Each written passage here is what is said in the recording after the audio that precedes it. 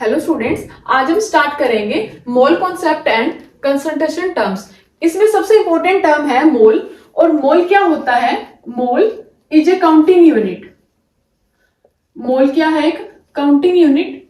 और ये counting unit हम किस सेंस में बोल रहे हैं? जैसे हम बोलते हैं कि एक दर्जन में 12 आइटम्स होते हैं, ठीक है। 1 dozen is equal to 12 units. वैसे ही 1 मोल इज इक्वल टू क्या होता है? 6.023 इंटू 10⁻23 यूनिट्स। ठीक है, ये जो वैल्यू है ये काफी बड़ी है। मतलब हमारे पास अगर इतने सारे नंबर ऑफ स्पीसीज हो, किसी भी स्पीसीज के इतने नंबर है तो उसको हम बोलेंगे 1 मोल। अब ये species atom, molecule, ions, electrons कुछ भी हो सकते हैं। जैसे अगर हम बात करें 1 मोल ऑफ हाइड्रोजन एटम, ठीक है, तो इसका मतलब है हमारे पास 6.023 इंटू 10⁻23 एटम्स ऑफ हाइड्रोजन है, ठीक है। या फिर हम बात करें 1 मोल ऑफ O2 मॉलिक्यूल, तो इसमें 6.023 इंटू 10⁻23 मॉलिक्यूल्स ऑफ O2 है, ठीक है। या फिर 1 मोल ऑफ सोडियम आयंस की अगर हम बात करें तो इसका मतलब है हमारे पास 6.023 इंटू 10⁻23 आयंस ऑफ सोडियम है, ठीक है। या फिर 1 मोल ऑफ इलेक्ट्रॉन की बात करें, 1 मोल ऑफ इलेक्ट्रॉन्स, तो हमारे पास 6.023 इंटू 10⁻23 इलेक्ट्रॉन्स है, ठीक है। ये जो वैल्यू है इसको हम बोलते हैं एवोगैड्रोज नंबर, ठीक है। इस वैल्यू को हम क्या बोलते हैं? Avogadro's number. और इसको रिप्रेजेंट करते हैं Na से। एवोगैड्रोज नंबर Na से रिप्रेजेंट करते हैं, ठीक है। अब देखो, जैसे मैंने आपको बोला कि मेरे पास किसी भी चीज के 36 स्पीसीज है, ठीक है। कोई भी स्पीसीज है उसके 36 नंबर है, तो उसमें डजन कितने हैं, ठीक है। मान लो मेरे पास 36 बनाना आ जाए और मैंने आपसे पूछा कि मेरे पास कितने दर्जन बनाना आ जाए, तो आप क्या करोगे? जो भी वैल्यू मैंने आपको बोल ली है 36, उसको डिवाइड करोगे 12 से और क्या बोलोगे? हमारे पास 3 डजन ऑफ बनाना आ जाए, ठीक है। वैसे ही अगर हमें मोल्स निकालना हो तो क्या करेंगे? मान लो मैंने बोला कि हमारे पास x नंबर ऑफ स्पीसीज है, ठीक है।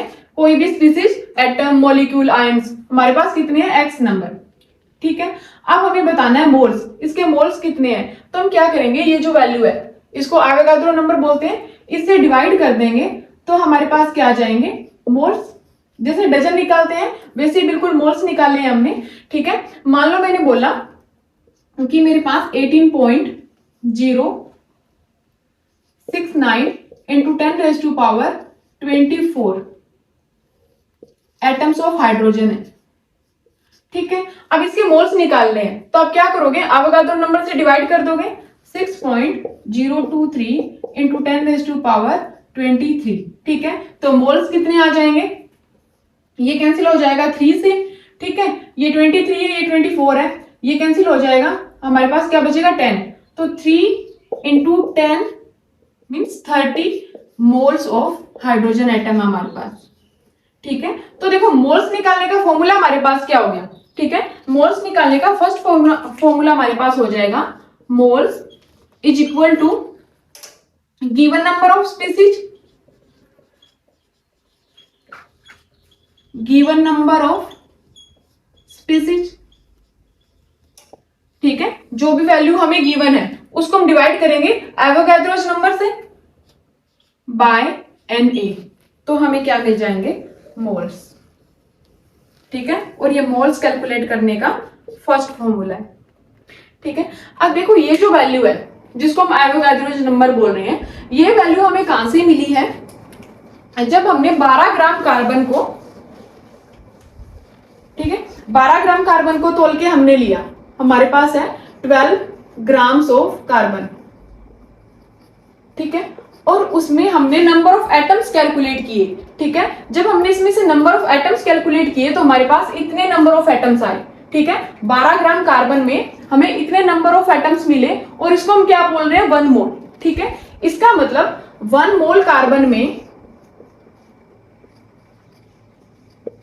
एटम्स कितने हैं, 6.023 इंटू 10⁻23 एटम्स।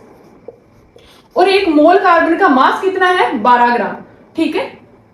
मास ऑफ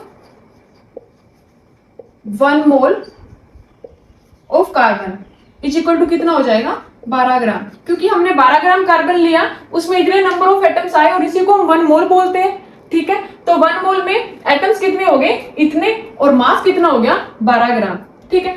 अब देखो, अगर मेरे पास 1 मोल कार्बन का मास 12 ग्राम है तो 36 ग्राम कार्बन में कितने मोल्स हो गए, 36 को डिवाइड करोगे 12 से, कितने हो गए, 3 मोल्स, ठीक है। तो मोल्स निकालने का दूसरा फॉर्मूला हमारे पास क्या हो जाएगा, मोल इज इक्वल टू जो भी मास हमें गिवन है, ठीक है, गिवन मास इन ग्राम, ठीक है। जैसे मैंने अभी आपको 36 बोला कार्बन के लिए, कार्बन का 36 ग्राम हमने लिया है, तो उसमें मोल्स कितने हो जाएंगे, आप 12 से डिवाइड करोगे, कितने मोल्स आ जाएंगे, 3 मोल्स, ठीक है। तो मोल का फॉर्मूला क्या हो गया, given mass in gram by molar mass, molar mass. ये मोल कैलकुलेट करने का सेकंड फॉर्मूला है, ठीक है। अब देखो, ये एवोगैड्रो नंबर तो सबके लिए सेम है, चाहे आप हाइड्रोजन लेते हो, O2 लेते हो या सोडियम लेते हो, लेकिन ये जो मोलर मास है ये सबके लिए सेम नहीं है। जैसे कार्बन का मोलर मास 12 ग्राम है, वैसे ऑक्सीजन का मोलर मास कितना है, 16 ग्राम, ठीक है। तो मोलर मास कैसे कैलकुलेट करेंगे, देखो,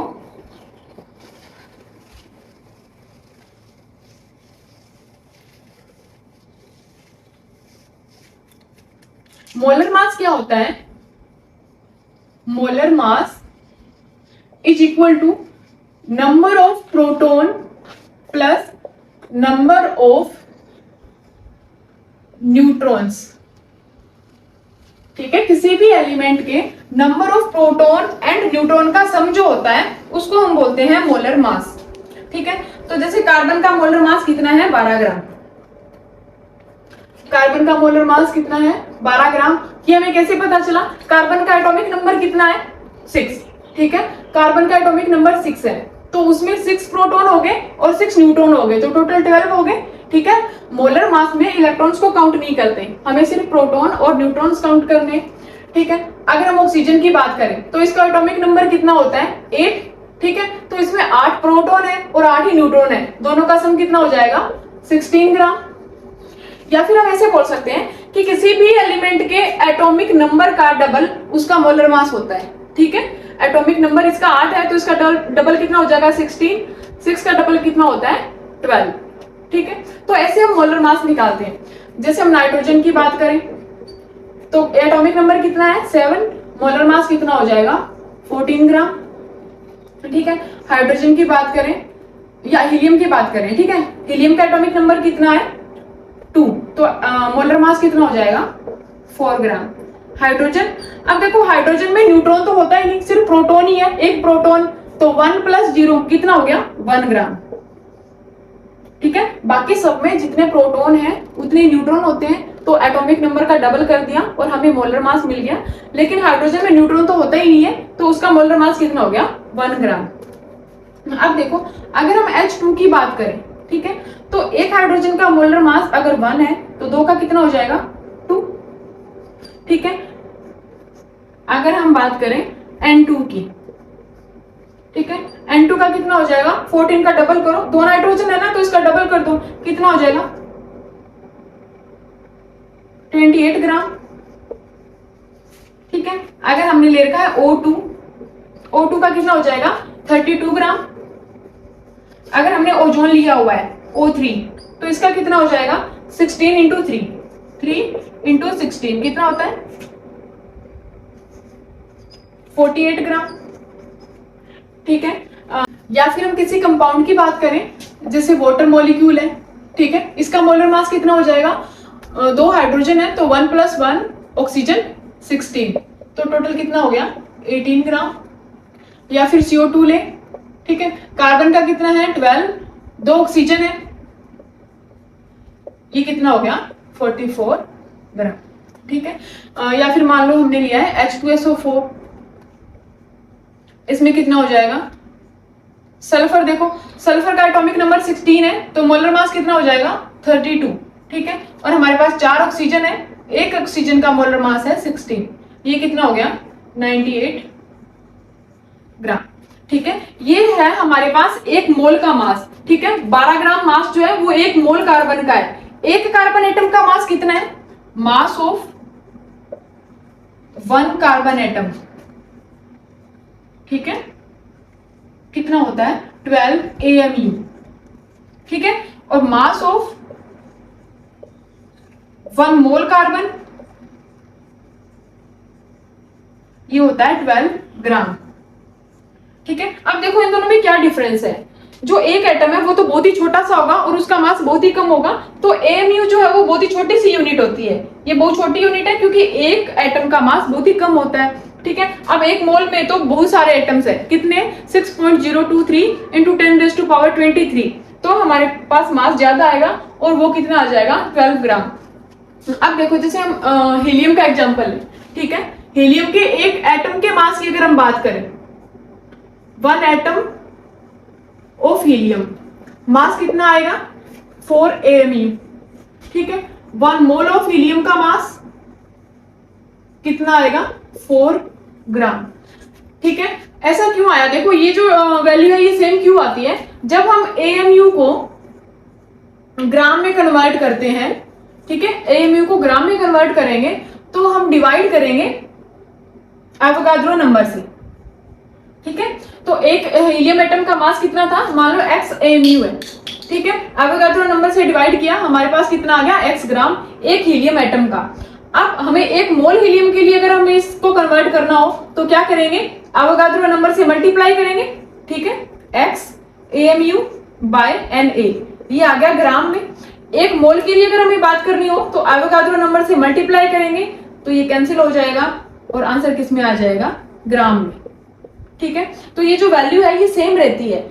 एक एटम के लिए अगर x AMU वेट है तो एक मोल के लिए कितना हो जाएगा x ग्राम, सिर्फ यूनिट चेंज हो रही है। ठीक है, तो ये हो गया मोलर मास। अब मोलर मास हमें पता है सभी के लिए अलग अलग होता है, और मोल निकालने का फॉर्मूला हमारे पास क्या था, mole is equal to mass in gram by molar mass. तो मोलर मास हमारे लिए नॉन वैल्यू होगी, ये वैल्यू हमें पता होती है, जो भी मास हमें गिवन होता है उसे हम मोल्स कैलकुलेट कर सकते हैं। ठीक है, अब देखो जेईई के एग्जाम में ऐसा क्वेश्चन आया था, how many moles of electron weigh 1 kg। ठीक है, क्वेश्चन क्या था, how many moles of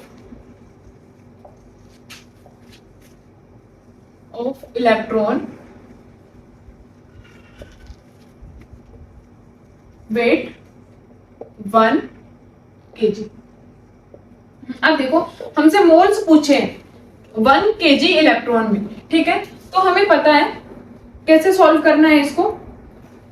mole का फॉर्मूला क्या होता है, मास इन ग्राम बाय मोलर मास। ये ग्राम में मैंने क्यों लिखा है, क्योंकि जो भी मोलर मास हमें पता होता है वो ग्राम में होता है। ठीक है, मोलर मास ग्राम में होता है तो ये भी मैंने ग्राम में लिखा।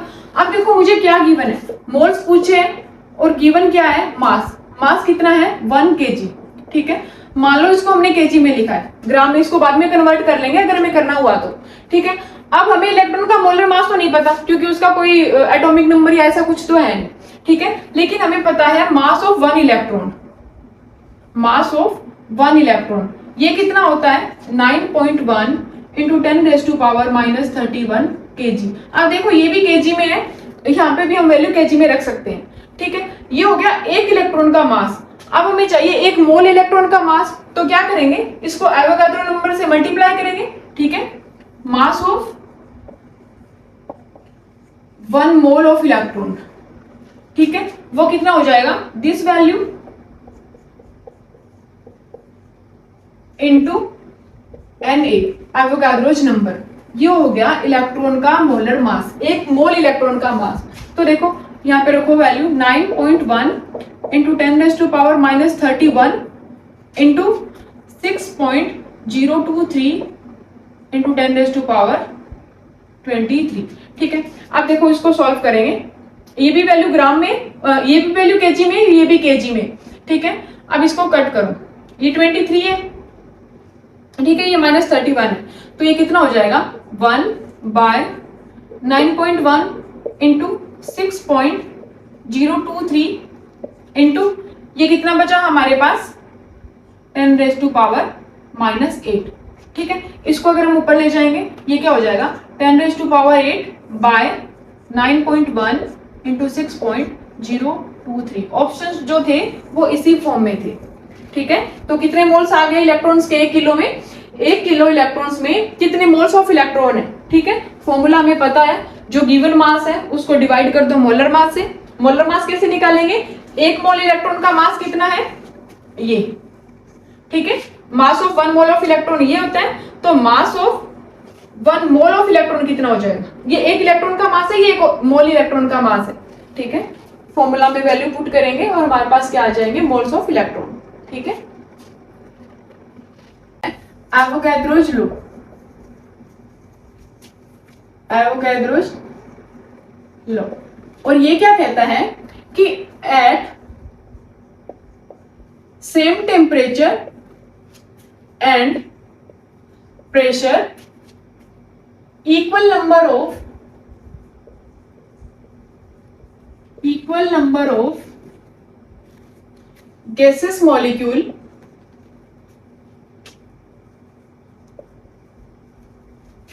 occupy same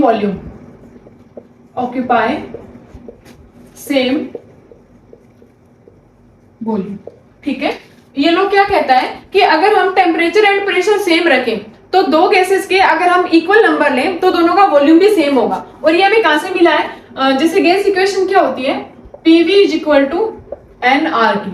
ठीक है, इसने बोला है कि हमारे पास प्रेशर एंड टेम्परेचर सेम है दो गैसेस के लिए, ये R तो पहले ही कांस्टेंट है। ठीक है, तो प्रेशर कांस्टेंट हो गया, ये गैस कांस्टेंट है और ये टेम्परेचर भी कांस्टेंट हो गया, तो वॉल्यूम किसके प्रोपोर्शनल हो गया, volume is directly proportional two moles. ये n क्या है मोल्स या फिर नंबर ऑफ गैसियस मॉलिक्यूल। ठीक है, तो अगर गैसियस मॉलिक्यूल सेम होंगे तो गैसेस का वॉल्यूम भी क्या हो जाएगा सेम। ठीक है, ये एवोगाड्रो लॉ। अब देखो इससे हम मोल्स कैसे कैलकुलेट करेंगे, ये जो चीज है अगर हम STP पे लिखें, standard temperature and pressure, means pressure कितना है 1 बार, ठीक है, और टेम्परेचर कितना है 273 केल्विन। ठीक है, अगर हम इस इक्वेशन में ये सारी वैल्यूज रखेंगे, PV = nRT। ठीक है, प्रेशर कितना है 1 बार,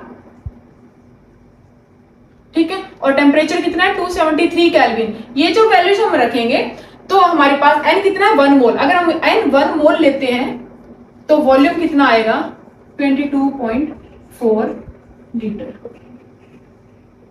ठीक है, तो 8 standard temperature and pressure, 1 mole gas का वॉल्यूम 22.4 लीटर होता है। ठीक है, मींस 22.4 लीटर अगर हम कोई भी गैस ले रहे हैं STP पे तो वहां पे मोल्स कितने हो जाएंगे 1 मोल। ठीक है, तो मोल निकालने का थर्ड फॉर्मूला क्या हो जाएगा हमारे पास, मोल इज इक्वल टू जो भी आपको वॉल्यूम गिवन है, गिवन वॉल्यूम, ठीक है, उसको डिवाइड करोगे 1 मोल गैस के वॉल्यूम से, और ये कितना है 22.4 लीटर। ठीक है, और ये क्या है गिवन वॉल्यूम इन लीटर। तो ये हो गया मोल्स कैलकुलेट करने का थर्ड फॉर्मूला। ठीक है, अब ये जो फॉर्मूला है ये सिर्फ गैसियस मॉलिक्यूल्स के लिए है। ठीक है, फॉर गैसेज ओनली। ठीक है, क्योंकि ये जो वॉल्यूम है ये लिक्विड के लिए इतना नहीं आएगा 1 मोल के लिए, ये गैस के लिए ही आएगा। ठीक है, तो मोल्स कैलकुलेट करने के हमारे पास 3 फॉर्मूलाज हो गए। ठीक है, कौन कौन से हैं, फर्स्ट क्या था, फर्स्ट फॉर्मूला था mole is equal to given number of species या फिर गिवन नंबर ऑफ कोई भी एटम या मॉलिक्यूल ले सकते हैं। Given number of molecules by Avogadro number. यहाँ पे स्पीसीज ही लिख लो, ज्यादा बेटर रहेगा। Given number of species by Avogadro number. Second formula क्या था? मास इन ग्राम, जो भी गिवन मास है वो लेंगे हम ग्राम में बाय मोलर मास, ठीक है। और थर्ड फॉर्मूला कौन सा है? ये है सिर्फ गैसियस मॉलिक्यूल के लिए, given volume in litre by 22.4। ये 22.4 क्या है? 8 standard temperature and pressure, 1 mole gas का वॉल्यूम है ये, ठीक है। और ये हमें कहां से मिला? एवोगाड्रो लॉ से, ठीक है। ये हो गया मोल निकालने के तीनों फॉर्मूलाज। अब देखो इस क्वेश्चन को पढ़ो, इसको कैसे सॉल्व करते हैं। क्या गिवन है हमें? 4 gram equimolar mixture of NaOH and Na2CO3, ठीक है। इसमें NaOH कितना है? x ग्राम, और Na2CO3 कितना है? y ग्राम। हमें x बताना है, ठीक है। मतलब टोटल मिक्सचर हमारे पास कितना है? 4 gram. x plus Y is equal to कितना है? 4 ग्राम। अब हमें x बताना है। क्या हिंट गिवन है? इक्विमोलर। इक्विमोलर का मतलब होता है कि दोनों के मोल्स इक्वल है। Moles of NaOH is equal two moles of Na2CO3। अब देखो मोल निकालने का फॉर्मूला क्या होता है? अब हमें मास गिवन है, तो मोल का हम कौन सा फॉर्मूला अप्लाई करेंगे? मास इन ग्राम, जो भी गिवन मास है, ठीक है। मास इन ग्राम बाय मोलर मास, ठीक है। ये हमने लिखा NaOH के लिए, ठीक है, इज इक्वल टू, अब Na2CO3 के लिए क्या हो जाएगा? वही मास इन ग्राम, जो गिवन मास है, बाय मोलर मास, ठीक है। ये है Na2CO3 के लिए। अब देखो मास इन ग्राम, NaOH का मास कितना है? x, ठीक है, x गिवन है। मोलर मास कितना है NaOH का? सोडियम का कितना होता है? 23, ऑक्सीजन का 16 और हाइड्रोजन का 1, तो ये कितना हो गया? 40, ठीक है। ये हो गया 40 ग्राम। और मास ऑफ Na2CO3, देखो टोटल मास 4 है, इसको भी हम x की टर्म में लिखेंगे, ठीक है। तो y कितना हो जाएगा? 4 माइनस x, ठीक है। मोलर मास इसका कितना हो जाएगा? देखो 2 सोडियम है, एक सोडियम का 23 है, ठीक है। कार्बन का कितना है? 12, 3 ऑक्सीजन है, ठीक है। 3 ऑक्सीजन का कितना हो जाएगा? 48। ये कितना आएगा? 106, ठीक है। अब हमें x निकालना है। x पूछा है ना ग्राम में, बहुत इजीली हम इसको निकाल लेंगे। क्या हो जाएगा? देखो 106x is equal to 160 minus 40x, ये कितना हो जाएगा? Plus 40x is equal to 160, 146x is equal to 160, x is equal to कितना आ जाएगा? इसको जब हम सॉल्व करेंगे तो ये आएगा 1.09, ठीक है। इसको हम लगभग 1 बोल देंगे। ये आ गया हमारे पास x की वैल्यू, ठीक है। अगर y की पूछता तो फिर y कितना आ जाता? 3, क्योंकि टोटल कितना है? 4 ग्राम। देखो ये क्वेश्चन कैसे सॉल्व करना है। हमें क्या गिवन है?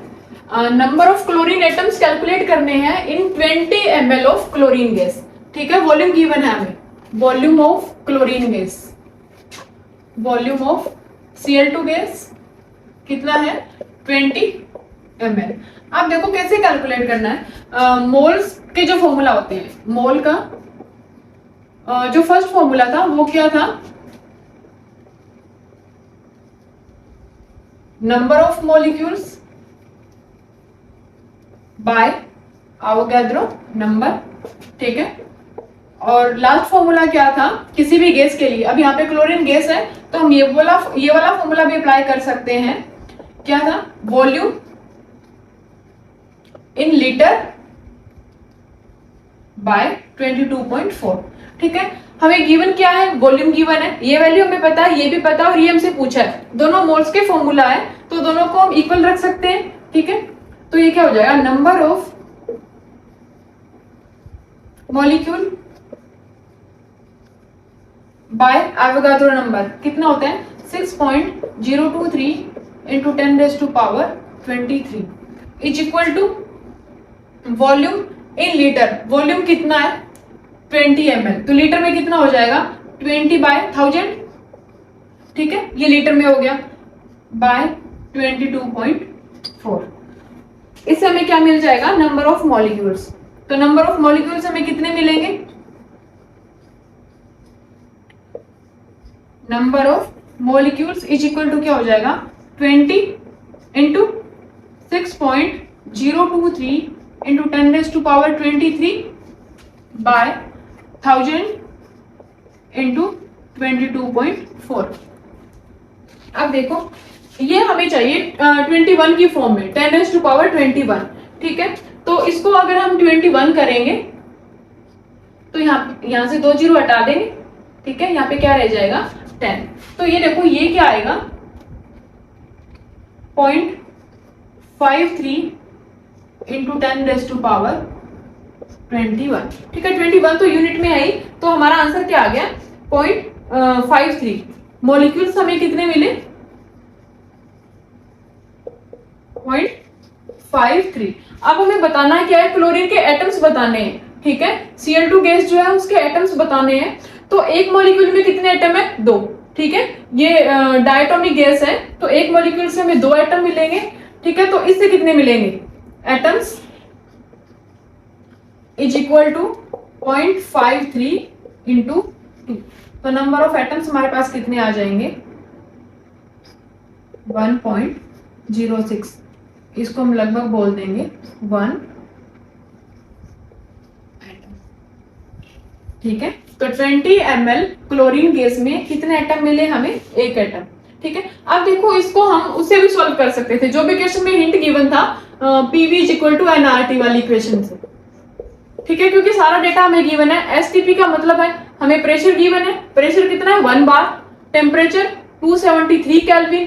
ठीक है, और गैस कांस्टेंट हमें पता होता है, वॉल्यूम हमें गिवन है, यहां से हमें मिल जाएंगे नंबर ऑफ मोल्स। ठीक है, नंबर ऑफ मोल्स मिल जाएंगे, उससे हम नंबर ऑफ मॉलिक्यूल्स निकाल लेंगे और फिर हम उससे नंबर ऑफ एटम्स निकाल लेंगे। तो इस इक्वेशन से भी हम ये सॉल्व कर सकते हैं। ठीक है।